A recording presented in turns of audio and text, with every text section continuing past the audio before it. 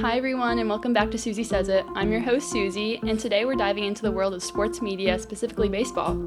I've been really curious about what it's like to work for a team, especially since I'm considering that pathway for an internship this summer.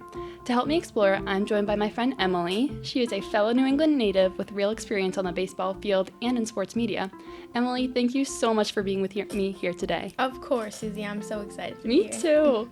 So before we get into the details, can you tell us a little bit about yourself and how you first got into baseball? Of course. So I'm a sports communication and media major at Sacred Heart, and I started photography about 2 years ago, just as a hobby, shooting around my hometown. I started off with my little brother, who did basketball and soccer. I never really shot baseball up until I started shooting for my high school and the other surrounding high schools around my town.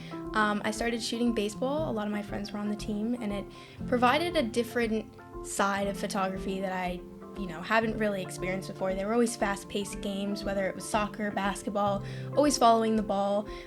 Where baseball, you could really catch the emotion. You could catch the different style of stillness in the photography that you usually don't get from a basketball or soccer game. So it was really inspiring and made me want to work in baseball more. So. Yeah, I feel like baseball is a very passionate sport, and it's also very just like exciting to watch when those big moments happen. Oh yeah. So did you always know that you wanted to be connected to these sports, or was that just like because you had younger siblings and they played a lot of sports? Yeah, so we were always a big sports family. I mean, everyone in my family always watched sports, sat down for game day. It was always a big event in our house. Yeah. And my brother played a lot of sports, and so did I as a kid. So we always were traveling from game to game. So I came to Sacred Heart initially to work in sports still as an athletic trainer on the path of exercise science, but I did switch being so into photography. I loved being in the real world of sports, being right there on the sidelines, behind the scenes with the players, doing things that, others might not get the experience to or might not get the experience to see what's happening. So Yeah. it was definitely a great switch that I made. So I knew I wanted to work in sports. I just didn't really know yet. So coming to Sacred Heart, I'm so glad they had, a Division I, teams to back me up on that. So. Yeah, I feel like Sacred Heart, it's really good for figuring things out early because you just get immersed so quickly. So Yes. I'm very happy that you had that experience to just switch like right when you knew, like, hey, this is what I'm passionate about. This is what I want to do. Yes, me too. It was super easy. Yeah. So I have to ask you, because I want to be in the internship next year. Of course. What are the skills that you feel like you value most, or that you think matter most in the sports world?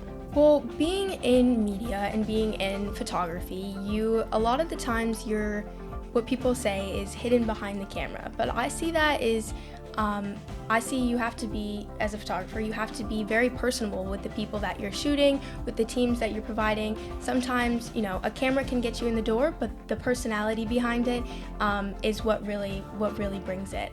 Knowing your target audience of who you're really trying to target online. If you're taking videos of baseball, who are the main audience that you're trying to connect when you're posting those videos or photos, who are the viewers that you want to draw in at the end of the day. So I think networking yourself with as many people as you can possible, putting yourself out there, creating accounts for yourself, and putting your title as yourself, because no one will do it for you. Yeah. It is your job to make sure that you are confident in what you love to do, and if you want to do something, then go for it. That's such good advice. So, what is something that you wish you knew, when you very first started out? What's the first thing you wish that someone were to tell you before getting into the sports world? I wish someone were to tell me that getting told no is not the end of the world.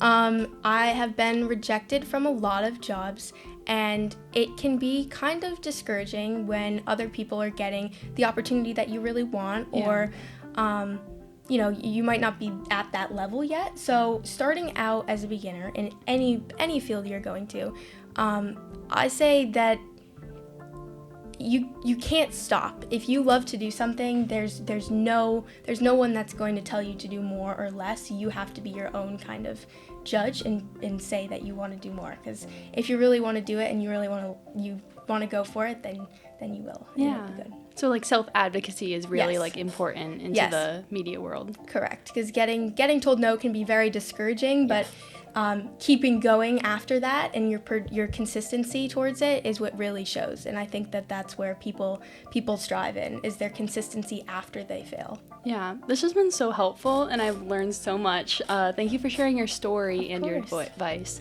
Before we go, how can the listeners connect with you? Like, what is your social media? Like, how can we see some of your work? So on Instagram and Facebook, my handle is e.gphotography_0, and that has been attached to my website and my profile, or my portfolio, where you can see all of the work that I've done for Division I sports, the NECBL, which is a collegiate baseball league, which I hope Susie starts to work in next summer. It was an amazing opportunity that I think everyone should work in, even if it wasn't media. There's so many different jobs that people can grow from in an internship over the summer. So yeah, we are looking at like the Cape Cod League, like the NECBL, and the Futures League right now. So fingers crossed one of those works. It's so good to know that rejection isn't the end of the world, because I would have cried before if you didn't tell me that. Yeah, it's not it definitely is not the end of the world. There are different places where other people are, needed. So you just got to find yours, because I would have never found my passion for shooting Sacred Heart sports if I didn't get, rejected from the other schools that I was trying to. So yeah. Oh my gosh. Well, this has been so insightful, and thank you so much for joining me tonight. Of course. And thank you everyone for listening to Susie Says It, and we'll catch you next time. Bye.